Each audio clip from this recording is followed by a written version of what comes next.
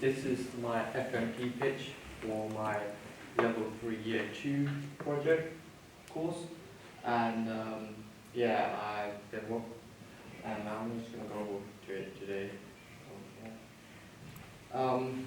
When I first heard about this FMP, I felt confident because over these last 2 years, I've been gaining more skills and more resources on how to use different softwares, how to use different pieces of equipment, so I could use it for my FMP. I was also very excited because all these skills I've learned over years, and now I can actually put in my FMP and make a good project that could obviously be way more better than all my other projects that I did in the past. My initial ideas, when planning this FMP, I wanted my format to be a documentary, since not only that I've done this before with previous years, but I also I watch a lot of documentary about different topics. Yeah, that's why I wanted to do a documentary. So for the ideas, I came up with 3 ideas. My first idea was TikTok and how addicting it is. The second idea was Bury Park and the diversity of that area. And the third one is knife crime in Luton, because I'm really interested in knife crime in general. So yeah. So for my final idea, I went with the knife crime in Luton. And I wanted to, for my documentary, talk about how it gotten so bad, and how could they be fixed there, and what type of problems could lead to knife crime. Yeah. How this FMP will change me with a lot of things, since after this pitch I'll be doing things such as contacting people for interviews, doing paperwork such as call sheets, location sheets, storyboards, those types of things. I'll be scheduling for those interviews, and I will have to come up with contingency plans if those interviews get cancelled, or something happens with the interviewer that he can't come in to the scheduling day. I'll also be taking multiple B-roll shots throughout interviews, and maybe go into different parts of Luton just to film B-roll, so I could add this stuff. I could add it into my documentary, so it's not just interviews and just piece to camera. It's just many more just different parts of Luton. My research method for research, I've analyzed and watched many YouTube videos and read different articles, as this benefits me a lot. The videos that I analyzed were, essential documentary filmmaking tips. I also watched a London knife crime documentary, so I could get a much more idea of how what my project would look like. How to structure piece to camera, documentary filmmaking gear, so I know what I need to bring in to film a documentary, and how to edit a documentary. So during post-production, I will make sure the documentary looks professional. And as you can see, I link all these videos here. Yeah. My target audience. So for primary, I have teenagers who are both male and female, who are in the F23 MOSAC group, which are in active families, that have young children and teenagers. They might watch it with their own family, considering that they are doing research. They are most likely to be affected by knife crime, whether they're the perpetrator or the victim. The secondary target audience would be older men and women who are parents of children. They might watch my documentary just to get a better understanding on how to keep their children safe from knife crime. Yeah. So the pre-production progress.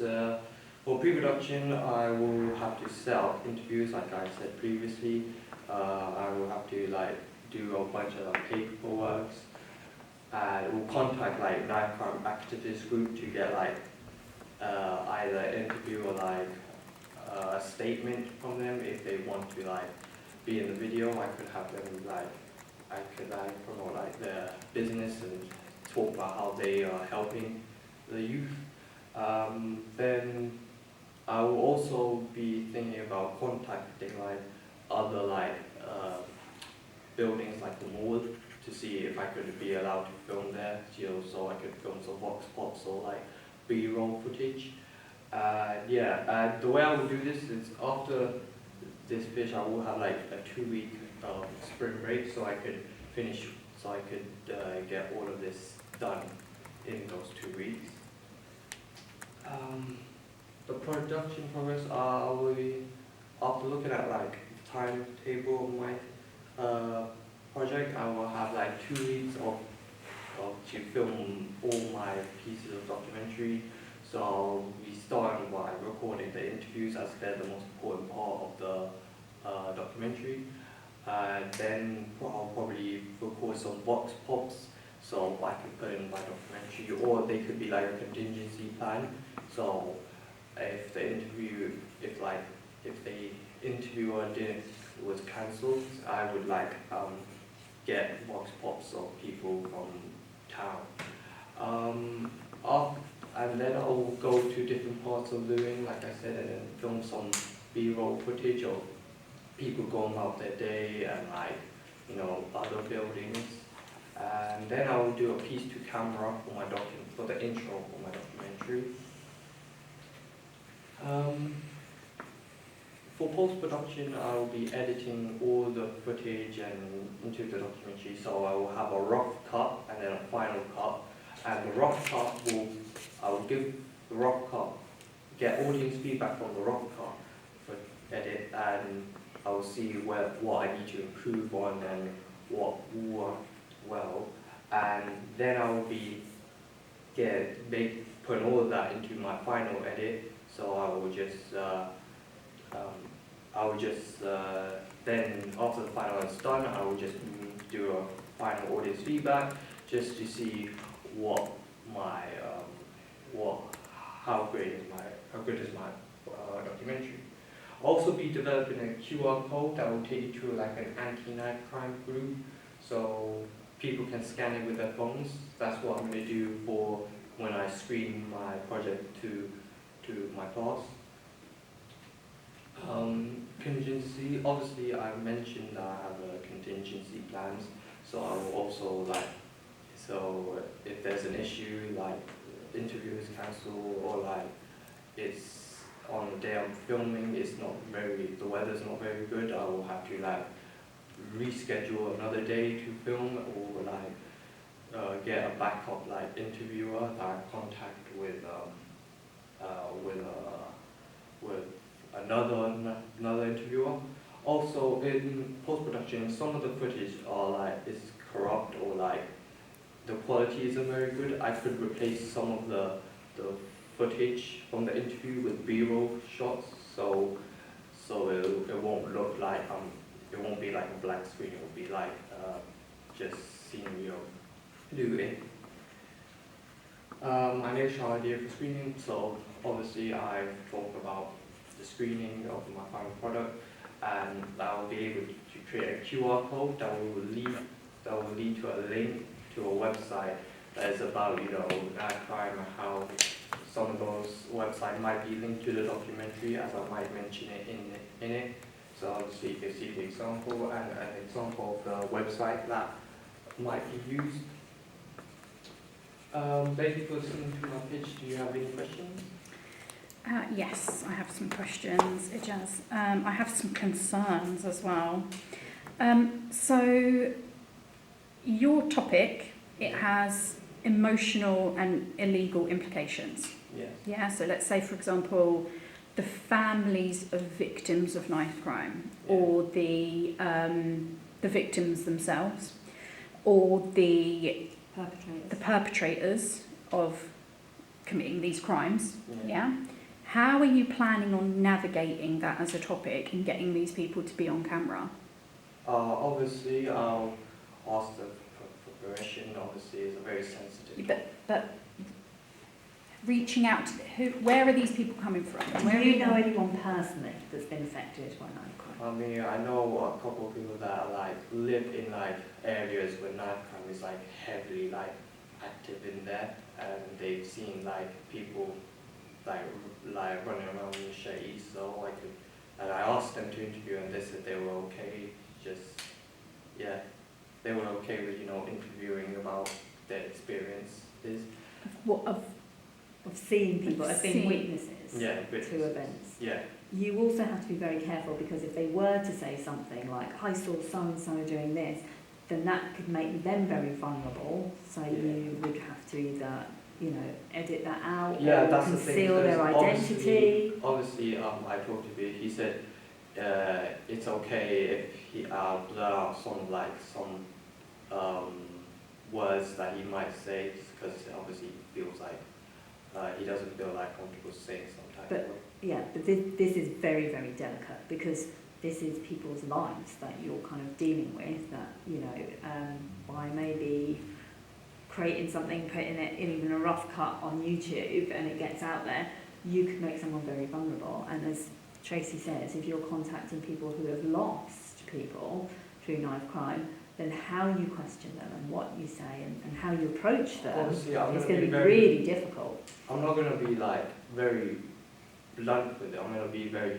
careful, ask like not personal questions, but like very like soft spoken and talk, so they can feel more like comfortable of saying what they want to say. But to tackle this subject, you do have to ask the personal questions. Yeah.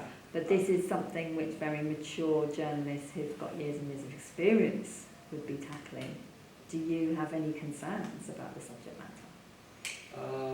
I do have obviously when I always like been interested in like how knife crime is tackled in like areas, and like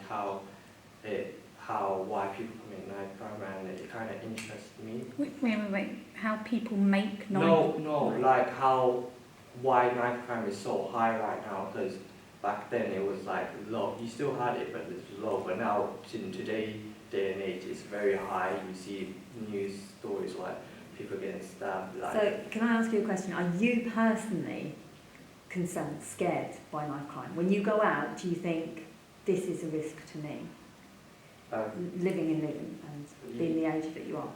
In different areas, like in like Bury Park, you see like a lot of like violent, not on a daily basis, but like sometimes you see like violent acts happening in Bury Park. So have you? I've seen. I remember last year I saw there was an attack. Some people were fighting, and I was drawn out during last year when it was Ramadan actually, and I was at mosque praying, and I was near. There was a group of people just attacking each other with knives. Are you going to be in your documentary? Oh, I would like do like a presenting? piece to camera. Yeah. You are. Yeah. I think then your approach for your documentary needs to be a lot more personal. It's like your journey and your experience. Yeah. Yeah. I would make yourself one of your main contributors. Okay. Try and find some camera support and have, as in someone to support you, and have content of you walking through areas and documenting what it's like to live in these areas. And what your concerns are, what your experience is. And then you can then tie in with initiatives and what people say, professionals, that what they say the causes are, and then what the solutions might be. Yeah. So it's like your journey finding out about how to protect yourself and wider society, what the answers might be. I think you are more likely to get, say, someone like a police officer in your documentary, as opposed...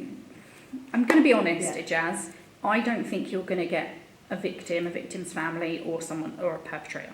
I don't. And we don't want you to be talking to someone who is a criminal and who is violent, because then that puts you at risk. Okay. But reaching out to community support officers, we have some links within the college.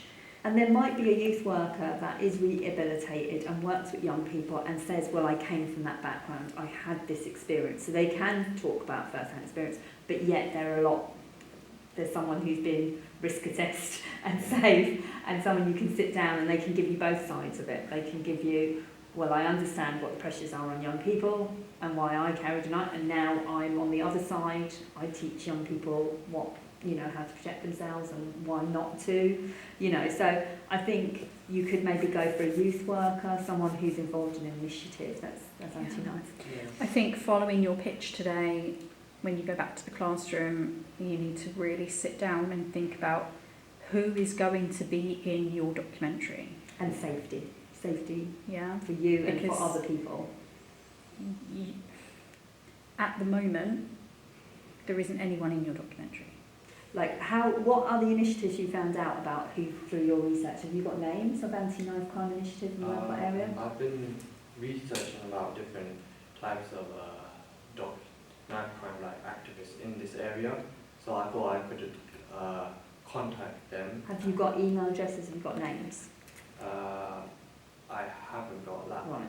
I tried to contact them, but I haven't got that. So I'd go, rather than individuals, I'd go organisations. Yeah, Organisations, absolutely. okay. Yeah, so look for an organisation, find a website, an email, and then explain you're doing a documentary and you'd really like to talk to them. Okay. The police, Yeah. obviously, there will be police liaison officers that, there'll be someone who specifically, look online, goes into schools and talks about knife crime and things like that. That'd be fantastic, to maybe go into, talk to them specifically about it. But yeah, you have to be very careful. You could interview friends that have also seen things or something, but you have to, I would say, you need to put that footage, go over that with Tracy of what you can include and can't include, and you need to be very delicate that it isn't incriminating anyone and making anyone vulnerable. Jess. Also, you said, are you basing it specifically about Luton? I mean, yeah, I'm basing it about Luton because That's your experience. Yeah, Okay. experience. But then you've got to be as well careful to balance it and it not to be a very negative impression of what Luton is like. You've got to show the positives and that's the why negatives. I was thinking about, at first I'll start showing like positive of Luton, and like you said, I'll contact communities and talk about, do you think talk about the good things about Luton and what they like about it, and yeah, that's. Well, not what they like about it, but maybe what positive things are happening in the community that will safeguard people. Have you watched the Idris Elba documentary? I have not, but I did watch. Are you aware of it? I am aware of it. Okay, so it's our knife crime crisis. Yeah. And they actually pinpoint some of the key areas there where knife crime is an issue, and one of them is Bedfordshire. So I thought it was really interesting. Now he has access because he's Idris Elba, so people will talk to him, and it's, I can't remember if it's BBC or Channel 4. So it's a very different type of documentary, but I think it would be a very interesting piece of research for you to look at. There's another documentary on BBC called On the Front Line, but it's from the perspective of the paramedics and the NHS workers who have these people coming in who have just been stabbed. So again, I feel like these pieces of research should have been conducted already. So following your pitch now, you have a lot of work to do before you will be moving into pre-production. Yeah. Okay. Right, we've run out of time, so we're going to leave and it one there. quick thing as well, you mentioned about contingencies. So your contingencies should be to do sound checks and check your footage before you start filming to make sure that you don't come back and then have to do reshoots, because you might get one chance with these people. Yeah. So make sure that is done. Okay?